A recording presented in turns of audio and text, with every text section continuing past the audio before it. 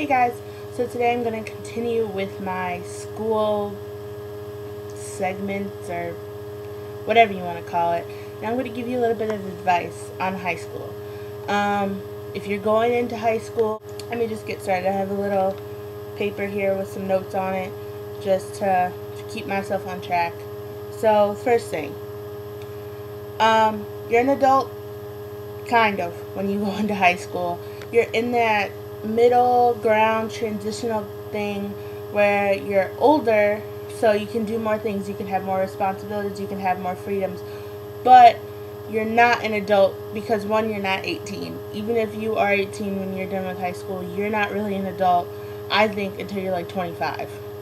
So you can't go over an authority figure, you can't go over your teachers or the administrators or the principal because you're going to get in trouble. So be an adult in the aspects of you're taking on more responsibilities, you're being more mature, you're handling your own affairs or whatever, but don't forget that you are still a minor until you're 18 years old. So that's number one. Number two, I'd say get into some activities. Get to know some different people. You can get to know a little bit more about the school, get to know some upperclassmen, and, figure out maybe what you want to be in college. I was in 4 different activities during my high school years. I was in band. I played clarinet. I was in band since 6th grade, so it was about 7 years that I was in band, and I gotta tell you, it was the best years of my life. I met so many friends, got so many skills, knew so many people. It really did feel like a family. So, if you can, and if you do play an instrument, I would encourage you to try out. The worst thing that can happen is they say no. Second thing I was in was Key Club. And Key Club is a community-based volunteer program. So there's no key making involved, which is kind of a misconception about it, which I can understand. But it's really about helping your community, being a part of your community. We have service projects. There's even a convention that you can go to called DCON. See if your school has it, if your school has something like it. I actually ended up, my senior year, I was vice president. So, and it definitely helped, I think, with my leadership skills, with dealing with different kinds of people, and with getting involved in my community. So, and the next thing I was a part of was the Young People's Project, which is a nonprofit organization that focuses on math literacy and social justice. And it was really great. I was in it for my sophomore year in high school.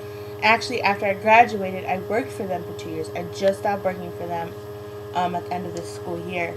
And it takes high school students and teaches them a math module, which is turned into this big, crazy, fun game. And then after the high school students are taught it, they go to the middle school or upper elementary, depending on in their area, and they teach it to them, and they all can play it. So I will link down below the website just in case you want to check it out and see if it's in your state, or you can even see how you can get it in your state. And there's YouTube videos on it. Just search Flagway or Bob Moses or something like that. But regardless, I'm going to link it down below. The last thing I was in was freshman mentoring, and they called it Lincoln Crew.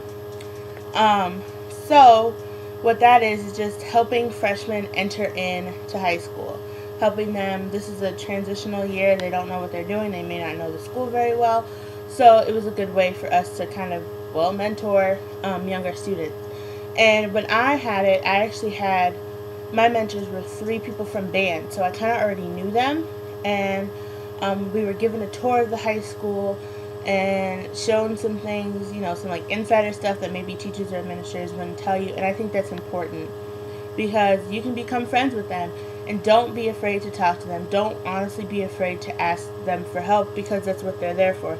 That's what they're supposed to do. That's a part of their job of being a mentor, is to mentor you. So don't hesitate, and who knows, you may have a friend for life after that. And I would say the next thing is, do not do your homework, or don't get in trouble. That's like the worst thing.